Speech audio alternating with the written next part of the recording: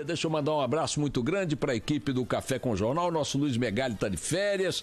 Estão lá a Laura Ferreira, a Paula Valdez, o Mauro Soares com suas inconfundíveis gravatinhas e a Ana Paula Rodrigues. Bom dia a vocês, bom trabalho a todos. E também o nosso Rafael Colombo e a magnífica equipe do Band News TV. Se você sintonizar agora o Band News TV ou a TV Bandeirantes, você terá as imagens aqui dos estúdios da Band News FM em São Paulo ao vivo. Também pelo Facebook, você nos acompanha. Adeus pro Facebook, todo mundo. Dá um tchauzinho aí, né? Tchauzinho pro Facebook. Carla Bigato, bom dia para você também, bom dia pro Barão. Bom, minha gente, o assunto que está nos jornais, claro, é o das manifestações de ontem, como resposta das ruas, né, da sociedade, ao que a Câmara dos Deputados fez durante a semana passada.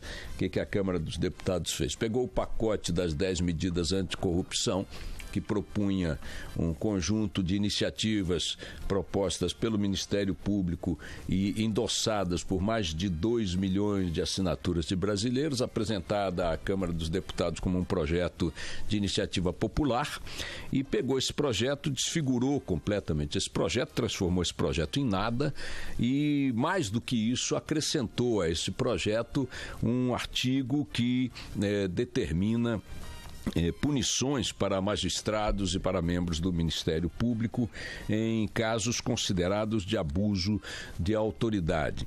Vamos tratar primeiro do que foi derrubado para tentar organizar um pouco aqui a nossa reflexão antes de falar das manifestações. O projeto previa aumentar as possibilidades de prisão de suspeitos com o objetivo de localizar recursos ilegais por eles auferidos e guardados e também para assegurar a devolução desses recursos aos cofres públicos. Isso aí foi derrubado. Também previa o confisco de bens, alargar os critérios de confisco de bens para recuperar para os cofres públicos a diferença entre o patrimônio do servidor público comprovadamente lícito e aquele que for classificado como ilícito. Ou seja, o cara roubou dinheiro público, ficou rico, o projeto previa tomar esse dinheiro que ele embolsou com origem escusa, também foi derrubado. O projeto também estabelecia mecanismos para acelerar o andamento dos processos relativos à corrupção. Quem pode querer que eles andem devagar? Não. Todo mundo deve querer que eles andem depressa. Os deputados foram lá e derrubaram. Também previa reduzir as possibilidades de prescrição dos processos. O que acontece? Os corruptos são geralmente figuras do poder público. Geralmente tem acesso a grandes advogados, a grandes bancas advocatícias e tal. Em função dessa capacidade e excelência na defesa, eles vão apresentando recursos, os processos vão se arrastando ao longo de muitos anos, como sabemos que é comum, e os crimes acabam prescrevendo. Por exemplo, o Renan Calheiros agora foi pego roubando dinheiro público aí, pegando dinheiro de lobista, não sei mais quem, em 2007 para pagar contas pessoais de um filho que tivera fora do casamento, através de uma relação com uma amante, etc. e tal. Começou o processo em 2007. Na semana passada, 2016, portanto, 9 anos depois, apenas 9 anos depois, o Supremo Tribunal Federal considerou Renan réu nesse processo. Então, até então, nem réu ele era no Supremo, que é o foro privilegiado que ele tem na condição de senador. Agora, em 2016, o processo começa a correr no Supremo, tendo Renan Calheiros como réu. Todo mundo sabe que esse processo não acabará a tempo de condená-lo antes que a pena do crime que ele cometeu prescreva. Então, é para evitar que esse tipo de resultado favorável aos corruptos se estabeleça, se repita na Justiça, que havia um artigo nessas 10 medidas anticorrupção para mudar o Código Penal, para evitar que o prazo para prescrição fosse tão benéfico para os suspeitos, para os enfim, para os investigados. Também derrubou o artigo que tornava crime de enriquecimento ilícito para agentes públicos, aumentando as penas de prisão para o crime de enriquecimento ilícito. Também foi foi derrubado. E outros artigos de menor impacto. Alguns eram, de fato, bastante criticáveis, como o que reduzia o campo de aplicação do habeas corpus e como o que aceitava provas obtidas de forma ilícita, mas com boa intenção pelos investigadores. Esses dois últimos foram artigos que, de certa maneira, receberam uma unanimidade de críticas, mesmo por parte de quem era a favor do pacote anticorrupção. De qualquer maneira, o pacote foi mutilado, foi aniquilado em artigos que a sociedade brasileira queria ver vitoriosos, tanto queria que assinou. Então, você não pode mais prender para conseguir recuperação de bens, você não pode mais encurtar os processos de andamento das causas na justiça, você não pode acelerar os processos, você não pode confiscar bens, você não pode evitar a prescrição dos crimes, uma série de medidas que colocariam o Brasil no campo da legislação de combate à corrupção mais compatível com outros países onde esse assunto é levado a sério e onde o combate à corrupção funciona de maneira melhor. Derrubaram esse projeto, transformaram esse projeto em pó e ainda meteram um outro artigo que prevê a punição de juízes, promotores e investigadores em casos considerados de abuso de autoridade. Ora, o que dizem os promotores? Eu conversei sexta-feira com alguns deles, inclusive com o doutor Deltan Dallagnol. Eles dizem, olha, não é tanto o risco de uma condenação que nos preocupa. Eles nos processarão por abuso de autoridade, utilizando um conceito muito vago para iniciar esses processos. Eu posso apresentar uma acusação ou dar uma declaração à imprensa ou defender meus pontos de vista publicamente. Tudo isso poderá ser visto pelos investigados como abuso de autoridade e eles poderão mover processos na justiça com base nessa nova lei de forma muito subjetiva, a partir de pontos de vista ou de argumentação muito subjetiva, muito ampla.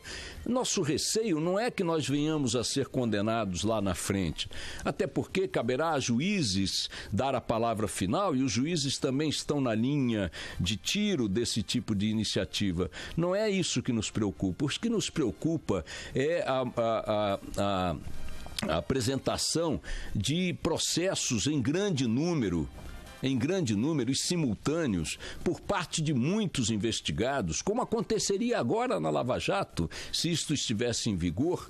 Vocês imaginem a quantidade de presos pela Lava Jato, de investigados pela Lava Jato, de réus pela Lava Jato, que são donos de grandes fortunas no campo empresarial e no campo político, e as bancas de advogado que eles são capazes de pagar.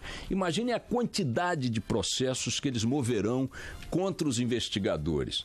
E o que acontece com esses processos movidos em grande quantidade contra os investigadores?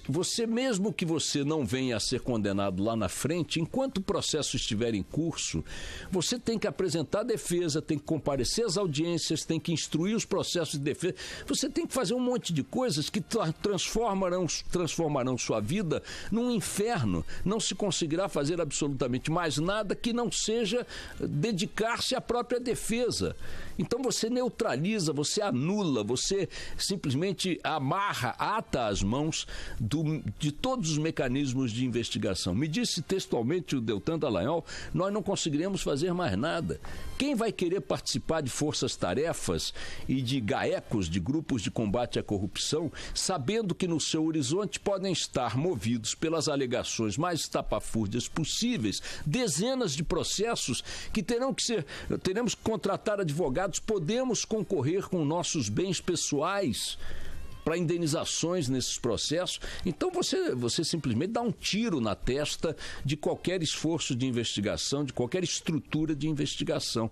Essa iniciativa do abuso de autoridade não foi colocada ali visando o abuso de autoridade. que é um princípio aceitável. Ninguém é contra o abuso de autoridade, mas a forma como a classe política colocou deliberadamente para fazer disso um instrumento de coação, de intimidação, da investigação, do juízo, é, sem dúvida, uma digital de má intenção que deveria ter colocado essa coisa na gaveta e no lixo. Pois bem, feito este horizonte, construído este horizonte, o que disseram os procuradores da Lava Jato? Que renunciariam coletivamente se isto vier a ser aprovado e depois sancionado, aprovado pelo Senado e sancionado pelo presidente Michel Temer. Primeiro, há uma expectativa de que o Senado não repita na mesma dose a loucura que a Câmara cometeu. Mas se ele alterar o projeto da Câmara, esse projeto volta para a Câmara para ser novamente reformado e aí sim ganhar sua versão final, que irá à sanção do presidente da República. Ou seja, no trâmite do Congresso entre a Câmara e o Senado, não se sabe o que acabará acontecendo. Ainda que o Senado atenue as loucuras feitas pela Câmara, voltará para a Câmara para haver a palavra final. Depois, é impossível prever se o presidente Michel Temer, diante de um projeto como esse aprovado pela Câmara, terá condições políticas e vontade pessoal de vetar. Se ele vetar um projeto que a Câmara apoiou com tal veemência, com tal quantidade de votos, ele compra uma briga direta com o Congresso, principalmente com a Câmara dos Deputados, num quadro em que ele não tem condições políticas de se sustentar para tocar um confronto desse tipo. Supõe-se, então, que o presidente, num ato coerente com a vontade da sociedade, vete o projeto. Ele inviabiliza a sua relação com o Congresso Nacional, que já é uma relação que todos sabemos muito frágil. Então, vejam, o horizonte é um horizonte que não indica o que possa acontecer de concreto no médio prazo. Isso aí está tudo jogado para o ano que vem, minha gente. Nada vai acontecer agora. De qualquer maneira, só para concluir, os procuradores disseram que renunciariam se o presidente Michel Temer, lá no final, vier a sancionar essas medidas. E colocaram, na sexta-feira, conversando comigo, como um ponto importante para avaliar esse horizonte, o que aconteceria ontem nas manifestações. Disse-me um deles que se as manifestações de ontem dessem uma resposta da sociedade de forma categórica contra o Congresso nesse assunto, que talvez se criasse o clima político nas ruas suficientemente forte para impedir que esse troço prosperasse no Congresso e depois na sanção presidencial. A pergunta que tem que se colocar agora para todos nós é se as manifestações de ontem deram este tipo de apoio tão expressivo, na dimensão que os próprios procuradores colocam como necessária. Eu tenho aqui as minhas dúvidas. Foram manifestações expressivas, mas não foram as manifestações expressivas que muitos esperavam. Elas não reuniram as massas, as multidões que se esperava. Eu até contava com algo de maior adesão popular. Para mim, houve uma queda, não significativa, mas houve uma queda.